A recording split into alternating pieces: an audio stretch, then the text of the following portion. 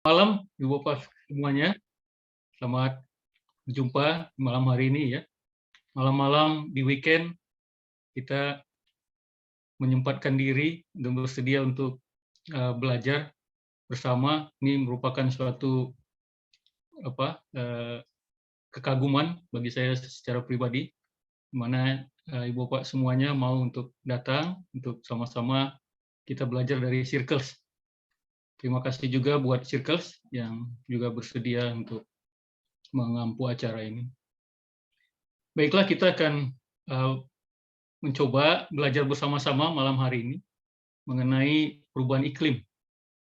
Isu ini adalah isu yang kerap kali kita dengar dan tentu saja sangat akrab dengan kita, dan tentu saja juga itu membuat kita ketakutan. Ya. Seringkali berita-berita yang diberikan adalah berita-berita yang katakanlah menakutkan kita, bahwa nanti dunia yang akan kita tinggali ini itu akan sangat menakuti kita, sehingga kita harus cepat-cepat untuk segera merawat agar tidak terjadi pemanasan yang global begitu ya. Nah, apakah itu perubahan iklim? Kita akan melihat pandangan yang dipakai oleh dunia kita terkait dengan perubahan iklim ya. Jadi kalau kita lihat perubahan iklim yang saat ini kita dengar itu, definisinya adalah memang sangat, apakah semuanya kelihatan ya? Slide-nya kelihatan? Maaf. Ya. Kelihatan ya? Baik. Jadi definisi perubahan iklim yang selama ini kita dengar, itu sebenarnya adalah berakar atau berasal dari satu definisi saja. Jadi yang dikeluarkan oleh, ada namanya Intergovernmental Panel on Climate Change atau IPCC. Ini adalah suatu badan di bawah UN. Jadi pada tahun 1988 dia dibentuk. Nah, menurut mereka akan sering terjadi perubahan yang luar biasa, khususnya untuk suhu yang panas daripada temperatur dingin di sebagian besar wilayah di dunia ini. Jadi akan ada peningkatan frekuensi dan intensitas kejadian cuaca yang ekstrim. Kemudian nanti akan akibat panas ini atau cuaca yang ekstrim ini akan terjadi kegagalan panen, kemudian akan terjadi kemiskinan, juga akan kematian melonjak di daerah-daerah yang berdampak. Ya. Jadi konsensus ilmiah daripada IPCC ini mengatakan bahwa perubahan iklim ini adalah terjadi akibat aktivitas manusia. Jadi terjadi adalah aktivitas manusia, jadi bukan sesuatu perubahan yang natural, tapi ini adalah diakibatkan oleh aktivitas manusia. Jadi antroposentrik atau antropomorfis, inilah yang meningkatkan emisi karbon dioksida sehingga temperatur bumi meningkat. Ya, jadi inilah yang dimaksud dengan perubahan iklim. Aktivitas manusia, kemudian temperatur bumi meningkat, kemudian terjadi kerusakan yang diakibatkan oleh aktivitas manusia tadi. Ya, jadi ini isunya. Nah, apa yang mereka dengungkan ini, itu tentu saja menimbulkan dampak yang sangat luas. Dan tentu saja konsekuensinya sangat berat. Karena kita harus mengurangi emisi karbon. Jadi harus dilakukan perubahan sistem energi yang radikal dari bahan bakar fosil. Jadi bahan bakar fosil harus dihilangkan, kemudian keuangan daripada pemerintah juga harus dikeluarkan untuk mengganti ini atau memberikan subsidi-subsidi, dan juga tindakan-tindakan lainnya yang radikal untuk menjaga temperatur bumi supaya tidak melebihi 2 derajat Celcius gitu. Jadi mereka mengatakan kalau kita temperatur bumi kita lewat dari 2 derajat, maka itu akan terjadi efek yang katropomorfis yang sangat merusak untuk kita hidup gitu. Nah, kenapa ini kita bahas secara Kristiani? Karena memang peran kita sangat penting. Bagaimana kita sebagai penata layanan daripada bumi ini, sebagaimana diamanatkan oleh Tuhan Allah, bahwa kita adalah sebagai khalifah di dalam bumi ini. Nah, sehingga kita juga harus meneliti kebenaran dari kesepakatan para ahli IPCC ini, supaya kita lebih bertanggung jawab dalam pengambilan kebijakan, yaitu haruslah objektif, kemudian dia tentu saja integratif daripada implikasi dari kebijakan isu perubahan iklim ini. Dan tentu saja harus kita catat bahwa perubahan iklim ini adalah sains. Nah, kalau dia adalah sains, maka dia terbuka untuk didebat. Jikalau ada bukti yang baru, ataupun ada bukti yang dapat mengkoreksi kelemahan daripada bukti yang lama, itu harus membuat kita untuk terbuka terhadap sains. Jadi itu adalah sains. Sains bukan mencari kebenaran, tetapi sains adalah untuk mengkoreksi kelemahan-kelemahan yang ada dari apa yang sudah teori yang ada sebelumnya. Karena ini sains, maka harus bisa untuk menerima perkembangan ataupun bantahan bukti-bukti yang baru, dan kita siap untuk mendebatnya.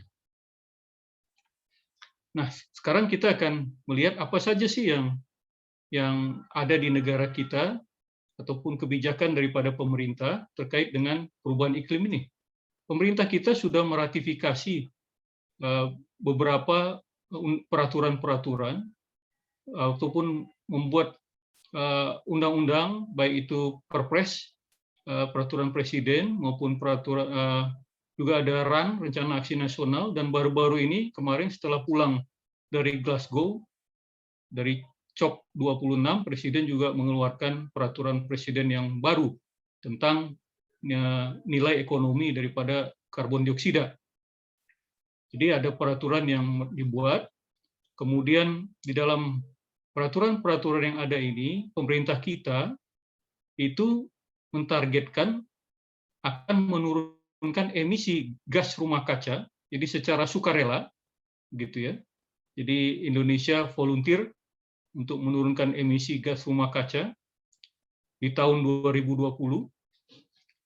Dan kalau itu dengan biaya sendiri 26%, tapi kalau dibantu keuangan internasional, jadi kita ini seperti pengemis ya, atau anak kecil ya.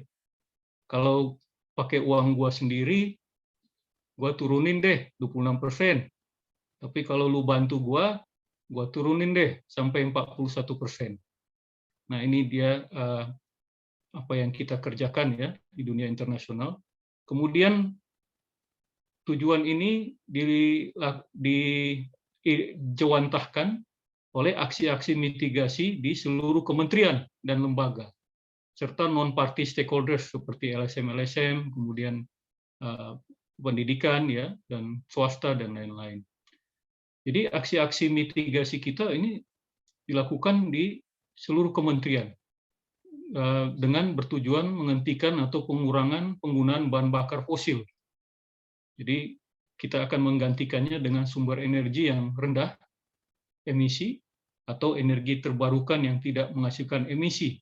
Jadi memakai mikrohidro, kemudian memakai ubi jalar, begitu ya, bahan bakar nabati, dan juga biomasa limbah pertanian dan pembangkit listrik tenaga yang lain. Dan juga tidak hanya itu, tidak hanya dalam rencana-rencana aksi, tapi juga didukung oleh pembiayaan. Jadi pemerintah kita juga mengeluarkan biaya yang besar di setiap kementerian untuk dalam rangka menurunkan emisi ini. Nah, ini data dari beberapa tahun yang lalu ketika saya melakukan riset ini. Jadi dari setiap kementerian mengalokasikan dananya untuk perubahan iklim. Jadi kalau ada kata-kata perubahan iklim di situ, nah itu ada budget tagging-nya.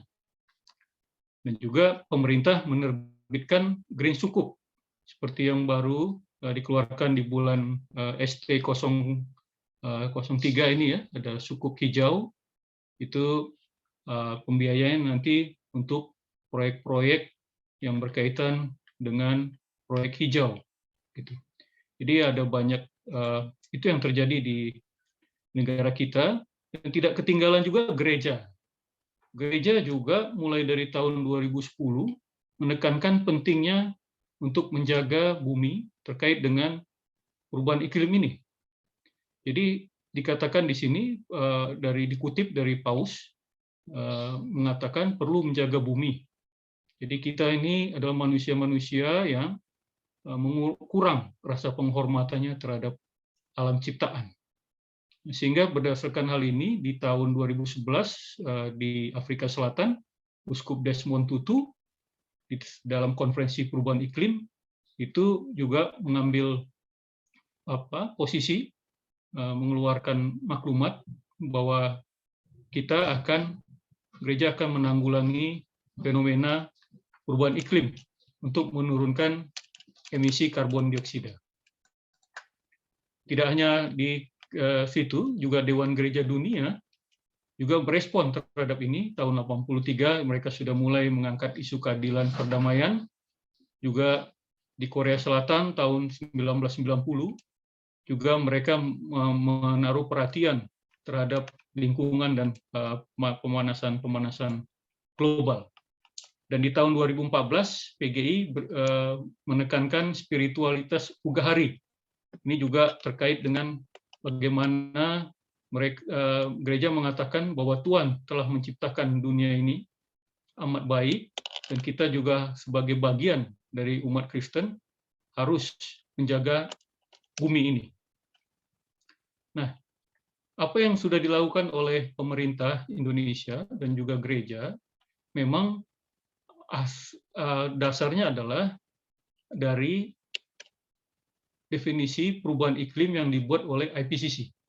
Jadi kebijakan-kebijakan yang ada itu adalah berdasarkan apa yang didefinisikan oleh IPCC. Nah, kalau dilihat sejarahnya, jadi kita akan coba melihat pada saat ini apa sih yang terjadi terkait dengan perubahan iklim ini. Dari model-model yang dibuat oleh IPCC, mereka mengatakan selama abad 21, temperatur bumi ini akan meningkat sampai 4 derajat. Jadi dengan meningkatnya temperatur ini, itu adalah akibat daripada emisi gas karbon dioksida yang terkait erat dengan pembangunan yang dilakukan oleh manusia. Dan kemudian di tahun 2015, nah, mereka bernegosiasi di Paris dan mengeluarkan Paris Agreement, kesepakatan Paris, di mana 196 negara yang menandatangani kesepakatan ini untuk menjaga pemanasan global di bawah 2 derajat Celcius dan mengusahakannya sampai 1,5 derajat Celcius. Jadi kalau lewat dari sini, nah itu akan terjadi kiamat, begitulah kira-kira. Nah, untuk hal ini maka kita harus menggantikan sistem energi, kemudian akan kita lakukan juga penggantian sistem energi dan melakukan penangkapan karbon dioksida. Nah, ini adalah bahaya-bahaya yang sering kita dengar terkait dengan perubahan iklim, ya, menurut IPCC. Nanti akan terjadi permukaan air laut naik, banjir di pantai, badai tinggi, orang-orang miskin rawan pangan, kemudian air minum terganggu, kemudian infrastruktur rusak, ekosistem laut punah, ya.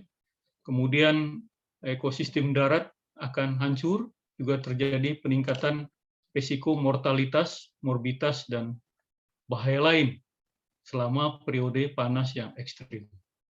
Nah, kalau kita lihat dari telahan yang lain, maka dasar pertimbangan yang dibuat oleh IPCC itu adalah berdasarkan grafik yang kuning ini. Jadi dalam melakukan prediksi bahwa bumi kita makin panas tadi, mereka melakukan prediksi berdasarkan tahun 25 tahun ke belakang, gitu ya. Jadi prediksinya dari 25 tahun ke belakang, yang jadi garis kuning ini.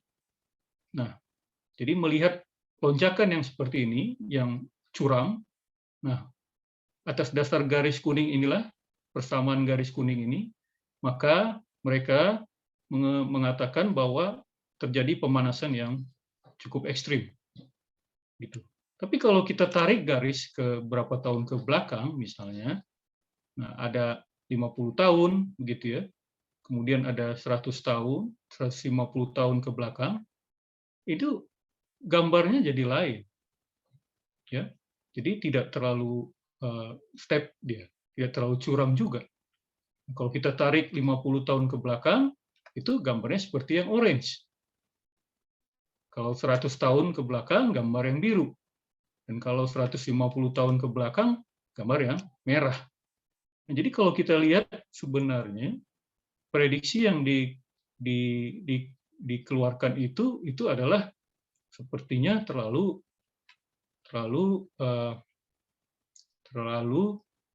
diakselerasi, gitu ya.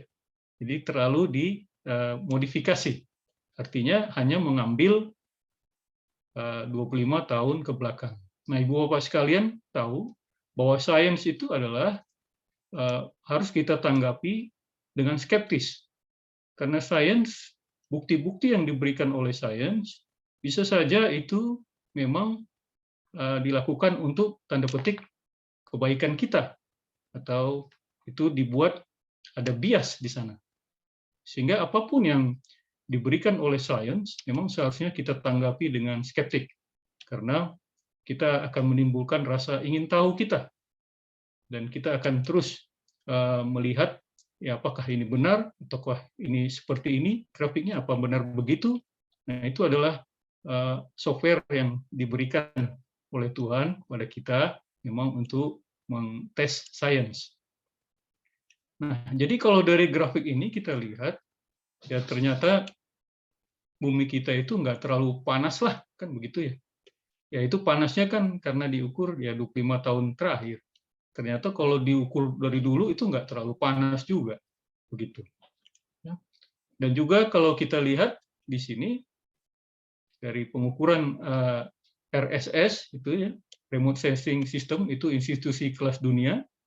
Nah, nanti Ibu Bapak bisa langsung cari ya sumber-sumber yang ada di sini, silakan dicari, dilihat bahwa tidak ada pemanasan global selama 17 tahun ke belakang juga. Jadi kalau dilihat lagi tadi mereka 25 tahun ya. Kemudian diteliti lagi ke belakang dengan detail begitu ya dari grafik tadi.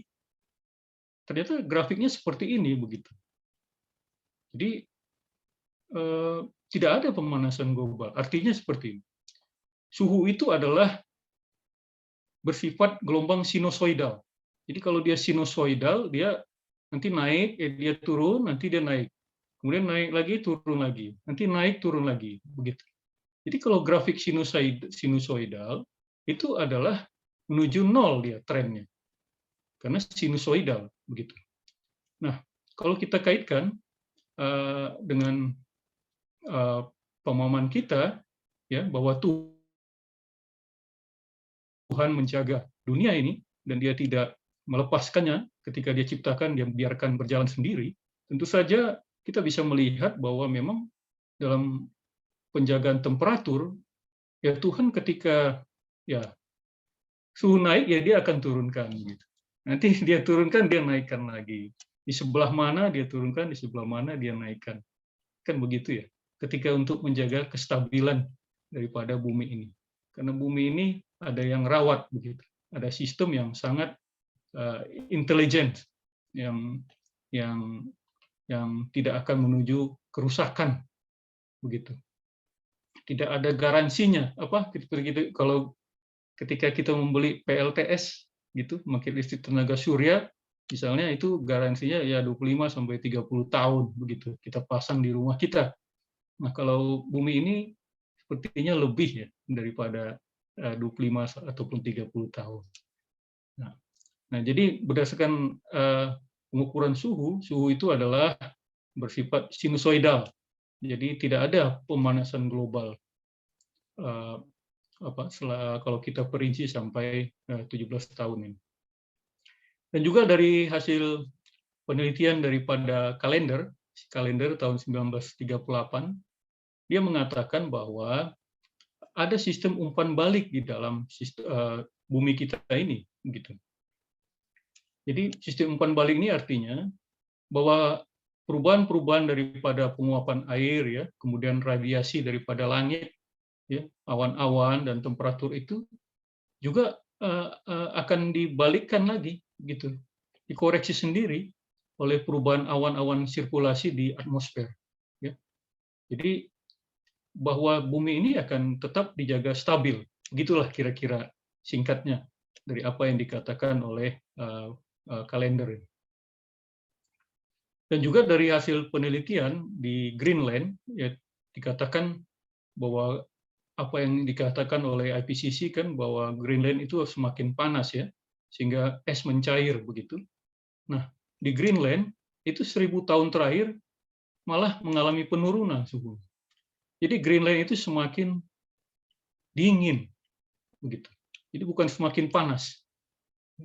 Nah, kita ini kan seringkali, ya, saya juga awal-awalnya seperti itu.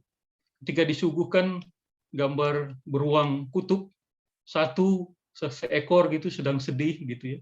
Nah, kita langsung ambil kesimpulan itu terjadi di semua beruang kutub, begitu. Ya.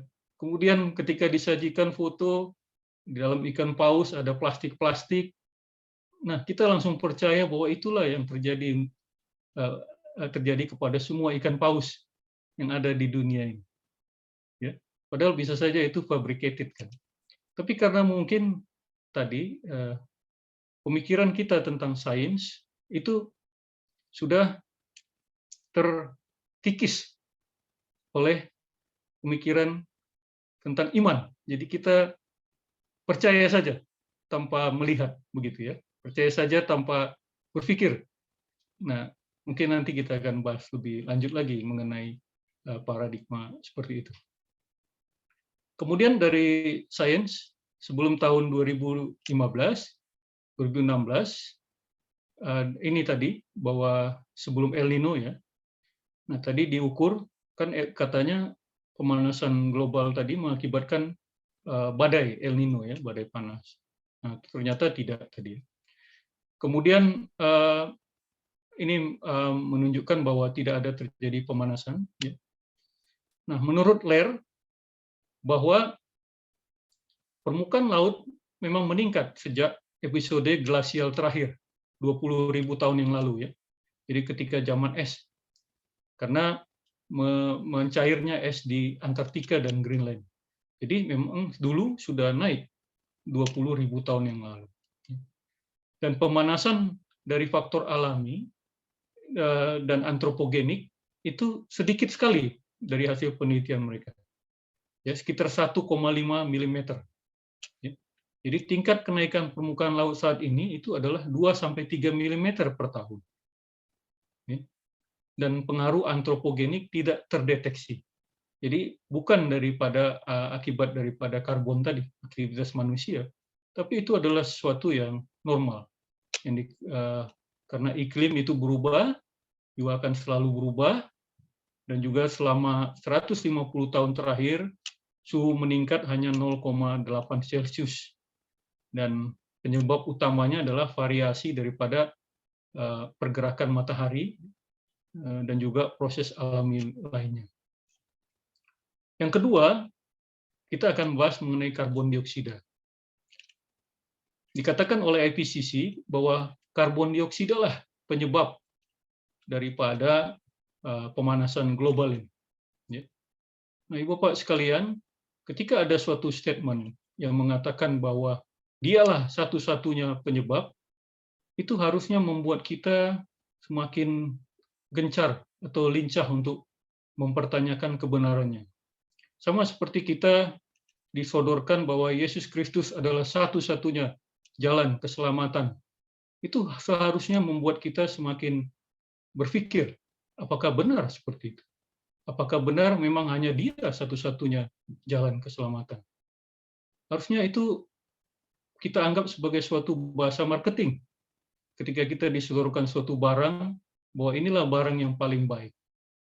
Nah, ketika kita disodorkan bahwa karbon dioksida adalah satu-satunya penyebab daripada pemanasan ini, sehingga kita harus menghilangkannya, itu harusnya membuat kita berpikir lebih kritis. Karbon dioksida adalah salah satu elemen yang diperlukan untuk semua kehidupan di bumi. Ya. Jadi sebagian besar massa kering dari massa tubuh manusia itu adalah merupakan karbon. Dan manusia, seperti kita, dan hewan berespirasi mengeluarkan karbon dioksida ketika bernafas, dan tanaman menyerap karbon ini dan mengubahnya juga menjadi biomasanya melalui fotosintesis. Dan lalu kita makan lagi ini tanaman ini. Ya. Jadi kegiatan-kegiatan kita, pertanian, industri, transportasi, dan konstruksi, itu memang melepaskan CO2, kemudian konsentrasinya meningkat, dan kemudian itu diserap lagi oleh tumbuhan dan lain-lain, dan lautan. Gitu ya. Nah, kalau dilihat saat ini, konsentrasi CO2 di atmosfer hanya sedikit. Nah, kalau kita lihat gas karbon dioksida ini adalah gas yang sangat kecil sebenarnya dibandingkan dengan gas-gas lain yang ada di atmosfer. Kalau Ibu Bapak lihat, dia hanya ini, kecil sekali gasnya. Nah, itu yang paling banyak itu adalah kalau kita lihat gas di udara itu adalah nitrogen. Ya, jadi ini adalah komposisi daripada udara. Jadi udara itu paling banyak nitrogen 78%, kemudian diikuti oleh oksigen 20,9, argon 0,9, dan karbon dioksida itu hanya 0,03%. Bagaimana mungkin gas yang kecil ini mempengaruhi kondisi panas bumi, begitu kira-kira. Nah, kalau dilihat dari sini, sebenarnya karbon dioksida itu lebih banyak waktu di zaman geologi. Ya, zaman geologi dulu, ribuan tahun yang lalu, zaman dulu karbon dioksida di udara itu adalah 1.800 ppm. Nah, sekarang itu hanya ada di angka 400 gitu. Jadi kalau dibilang bahwa aktivitas manusia mengeluarkan karbon dioksida lebih banyak di udara, itu juga berdasarkan penelitian ini tidak juga begitu. Justru zaman dulu lebih banyak karbon di udara. Jadi dulu 1.800, sekarang hanya 400 begitu. Nah, kemudian kalau dilihat hubungan antara temperatur global dengan karbon dioksida, ini adalah tidak ada hubungannya. Karena tadi, kalau kita lihat temperatur global seperti ini, ya, yang di atas, dan karbon dioksida seperti ini. Ya. Jadi tidak ada hubungan begitu. Jadi karbon dioksida itu tidak ada hubungannya dengan perubahan temperatur yang ada di dunia ini. Ya. Nah, beberapa pendapat daripada para ahli di sini saya kutip bahwa CO2 bukan polutan. CO2 itu adalah makanan nabati. Kemudian peningkatan konsentrasi CO2 tidak menimbulkan risiko beracun bagi planet ini. Bayangkan Ibu Bapak sekalian, dikatakan oleh IPCC bahwa satu orang kita itu mengeluarkan kira-kira 10 ppm karbon dioksida. Gitu. Jadi kalau ada 200 orang kita berkumpul, 20 orang, ya kira-kira ada 200 ppm karbon yang ada di tempat ini, dan kita bisa mati katanya begitu. Jadi karbon dioksida itu beracun, padahal kan tidak juga. Ketika kita melihat kapal selam itu karbon dioksida yang ada di dalam kapal selam itu mereka harus isi karbon sampai 8.000 ppm. Nah, jadi kenapa di kapal selam perlu karbon dioksida begitu? Dan kenapa orang di sana nggak mati? Itu pertanyaan juga. Karbon dioksida itu adalah hal yang fundamental bagi semua kehidupan di bumi dan tidak beracun. Itu juga karbon ini sangat banyak digunakan, sangat berguna untuk alat pemadam kebakaran, begitu ya, untuk bikin kue, kemudian bikin Coca-Cola, bikin Sprite, atau bikin apa root beer. Saya jadi pengen minum root beer AW nih, jadi membayangkan gelasnya yang besar dan ada sodanya begitu ya. Kemudian jaket pelampung, kemudian ada alat pendingin dan lain AC dan lain-lain. Nah, karbon itu dibutuhkan untuk kehidupan kita begitu.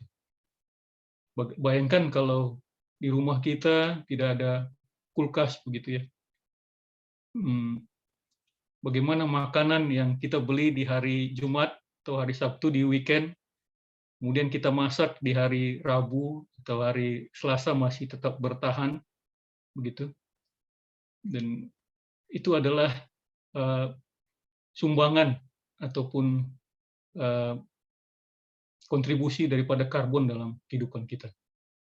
Jadi karbon ini juga membuat hidup kita menjadi lebih baik gitu. Dan karbon ini juga kembali ke udara ketika tanaman membusuk atau sedang dibakar begitu. Nah, jadi saya pikir yang membuat dunia ini sudah mengatur dengan sedemikian presisi, sedemikian baik bagaimana segala sesuatu, bahkan yang terkecil, gas yang terkecil ini bisa diatur oleh beliau begitu ya. Semua bukti saintifik objektif menunjukkan bahwa lebih banyak karbon dioksida akan menguntungkan manusia karena bermanfaat bagi pertanian. Nah, saya ingat waktu di Belanda itu tanaman-tanaman diberikan karbon ya, di Belanda sehingga bisa bertumbuh dengan baik. Dan saya pikir juga di berbagai tempat seperti itu. Kemudian dalam sejarah geologi, waktu kondisi karbon dioksida kurang dari 150 ppm, tanaman tidak akan tumbuh. Karena apa? Karena karbon dioksida itu membuat dia moist, ya, membuat dia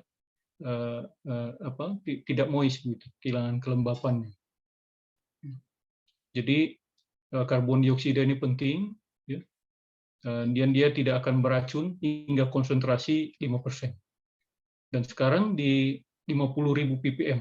Dan sekarang di udara kita itu baru 400 ppm. Gitu. 50.000 ppm baru akan hancur. Nah, ini kapan 50.000 ya? Nggak tahu juga kapan ya. Dan pastinya mungkin tidak sekarang. Iklim dan ekosistem berubah dan selalu berubah. Pelepasan karbon dioksida secara antropogenik tidak meningkatkan frekuensi, kemungkinan, atau intensitas kejadian ekstrim. Dan ada banyak faktor lain, bukan hanya konsentrasi karbon, tapi juga elips bumi, ukurannya ya, seperti apa, dan aktivitas matahari. Dan yang menyebabkan perubahan temperatur itu adalah akibat dari hal yang natural, yaitu goyangan dan kemiringan poros bumi. Inilah yang berpengaruh. Kalau kita lihat bumi kita begitu ya, dibandingkan dengan matahari begitu, itu adalah seperti ini. Ya. Bumi kita sangat kecil dibandingkan dengan matahari yang seperti ini ya. Belum lagi dibandingkan dengan tata surya lagi. Nah, bagaimana mungkin manusia yang kecil tadi, ya, manusia yang sangat kecil itu bisa mengakibatkan suhu udara itu bisa meningkat begitu. Dan bukannya manusia yang kecil itu, juga karbon dioksida yang hanya 0,03 tadi itu dituduh sebagai penyebab daripada meningkatnya panas bumi. Bukannya yang besar ini yang menjadi penyebab kalau misalnya ada terjadi sesuatu terkait panas. Nah, kalau kita bandingkan ukuran daripada bumi dan matahari seperti ini. Ya. Kalau kita lihat berapa banyak sih bumi bisa memenuhi matahari gitu ya, satu bulat matahari gitu. Nah, ada 3 dibuat di sini. Kalau bumi itu adalah dia flat, ya, matahari itu flat, maka dia bisa memuat segini gitu ya. Kalau bumi itu solid, ya, solid ball seperti bola basket misalnya, ada 960.000 bumi muat dalam matahari. Kemudian kalau dia dicairkan, ya, dan dituang dalam tempat begitu ya, mangkok atau apalah yang kosong, itu kalau dia dicairkan bumi ini muat dalam matahari itu ada 1.300.000 bumi. Ya, dengan gambaran sederhana seperti ini ya kita bisa tahu siapa sih yang lebih besar, matahari atau manusia ya, gitu. Ada laporan yang saya baca, Ibu Bapak sekalian bisa lihat, dia namanya NIPCC. Jadi kalau tadi UN ada IPCC, nah kalau NIPCC ini adalah non. Jadi IPCC Intergovernmental Panel, kalau ini non Intergovernmental Panel, ya. Agak nakal ya, mereka kasih nama yang nakal begitu. Nah, NIPCC ini mengklaim kalau IPCC bilang ada 4.000 ilmuwan yang meninjau laporan yang dibuat mereka. Tapi setelah diselidiki oleh NIPCC, 4.000 orang ini tidak menulis laporan. Dan ini hanya ditulis oleh mahasiswa pasca sarjana dan ada aktif hubungannya dengan WWF begitu ya. Dan tidak ada review sejawat. Jadi tidak ada peer review. Peer review itu sangat penting di mana rekan-rekan yang ilmunya berkaitan dengan orang tersebut itu mereview apa yang dibuat oleh rekannya itu. Nah, kemudian IPCC bilang ada 97% konsensus ilmuwan ini, tapi ternyata setelah diselidiki ini adalah mereka mendengarnya hanya di berita. Jadi bukan peer review, tapi adalah survei online. Kemudian ini dikirimkan ke 10.257 orang. Kemudian dikirim 10.000, kemudian diterima oleh hanya 3.000 orang, dan 77 itu ilmuwan iklim, dan 75 dari 77 itu setuju dengan pertanyaan kedua dari 2 survei pertanyaan. Apa surveinya? Ini seperti ini, kira-kira. Jadi seperti ini, dikatakan bahwa ada 95% yang mengklaim, ya. Tapi sebenarnya tidak seperti itu. Kemudian ada 97% yang setuju dan mengatakan bahwa global warming itu memang sedang terjadi dan bahwa kita lah atau manusia ini penyebabnya. Ya.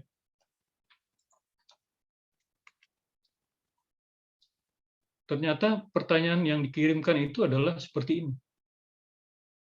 Yang pertama, kalau dibandingkan dengan masa sebelum tahun 1800, apakah Anda berpikir bahwa temperatur rata-rata secara global itu adalah meningkat, menurun, atau konstan? Kemudian ini dijawab oleh orang-orang tadi. Dan pertanyaan kedua, apakah Anda berpikir bahwa aktivitas manusia adalah faktor memiliki kontribusi yang sangat penting di dalam perubahan iklim? Begitu. Nah, ini adalah pertanyaan-pertanyaan yang diklaim adalah pertanyaan-pertanyaan yang sangat ilmiah begitu ya, untuk mereview laporan daripada IPCC. Nah, dari 3 hal tadi, jadi kita bisa mencoba menafsirkan begitu ya, bahwa sebagai manusia ciptaan Tuhan, yang segambar dengan Allah. Udah sepantasnya lah kita ya sebagai pemimpin gitu bertanyakan yang mana sih ini klaim saintifik yang logis dan relevan, dan bagaimana kita secara bijak itu membuat kebijakan yang tepat dalam merespon kebijakan perubahan iklim. Perubahan iklim ini adalah bukan suatu krisis yang harus ditangani dengan terburu-buru dan sangat mahal. Kemudian kita perlu menghilangkan kebijakan-kebijakan yang tidak tepat terkait dengan perubahan iklim ini, sehingga bisa meningkatkan pertumbuhan ekonomi dan kesejahteraan masyarakat terhadap perubahan iklim yang natural. Seringkali kita berbicara mengenai sustainable development, begitu ya, keberlanjutan daripada bumi, Indonesia 2045, gitu. Kita memikirkan generasi masa depan, tapi sebenarnya kita sedang mengalihkan perhatian dari memperbaiki kehidupan orang-orang yang hidup hari ini. Jadi kita memikirkan orang-orang yang sama sekali sebenarnya tidak ada hubungannya yang lebih dekat dengan kita. Ya, orang-orang yang masa depan tahun 2045 itu siapa ya? 2030 ya nggak tahu kita itu orang-orang yang mana ya. Dan kita memikirkan dunia yang besar ini, padahal itu tidak memiliki hubungan yang lebih dekat dengan kita. Padahal banyak orang yang sebenarnya membutuhkan perhatian kita pada saat ini. Kenapa kita tidak memberi makan kepada banyak orang yang lapar pada saat ini? Kalau kita ingat bagaimana ada seseorang yang tinggal di Kali Anyar, di dekat Bengawan Solo. Orang yang tinggal di sana, seseorang yang 12 tahun tinggal di kali itu, hidup dalam kemiskinan, kemudian dia digusur, dan kemudian dia bisa jadi wali kota 2 periode, kemudian jadi gubernur DKI, dan kemudian jadi presiden 2 periode. Nah, kenapa kita tidak menaruh perhatian kepada orang-orang yang seperti itu? Yang kemungkinan saat ini ada dalam kondisi seperti itu, dan bisa saja dia itu adalah seorang calon pemimpin yang membawa kebaikan bagi negara kita. Kenapa kita memikirkan orang-orang di masa depan yang kita tidak tahu seperti apa itu manusianya? Dan mengapa kita tidak memberikan air dan sanitasi yang baik kepada masyarakat di 550 kabupaten kota? Pada saat ini kita lihat air yang kita minum kebanyakan adalah air dalam kemasan, di mana 1 galon sekitar 19.000. 18.000 satu minggu kita habis berapa, kemudian 1 bulan habis berapa. Mengapa masyarakat harus terambil uangnya untuk membeli air? Mungkin sekitar berapa persen dari pendapatan mereka, kalau untuk air itu bisa disimpan atau bisa dibelikan vitamin atau gizi yang baik untuk anak-anak atau biaya sekolah, mungkin lebih baik. Kenapa kita tidak mendesak pemerintah kita untuk menyediakan air yang bisa kita minum? Sehingga pengeluaran kita untuk air jadi berkurang.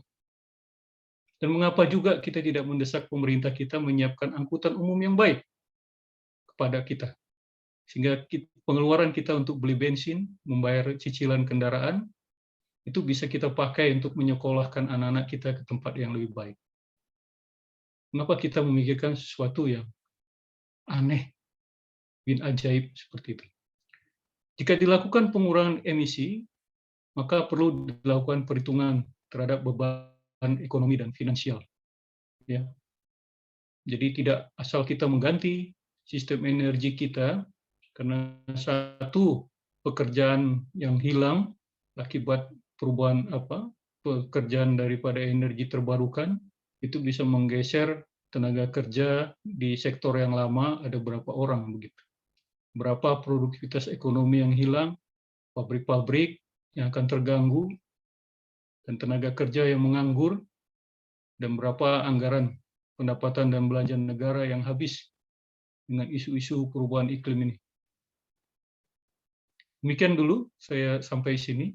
Kita berdiskusi, nanti kita akan lanjutkan ke bagian berikutnya. Terima kasih.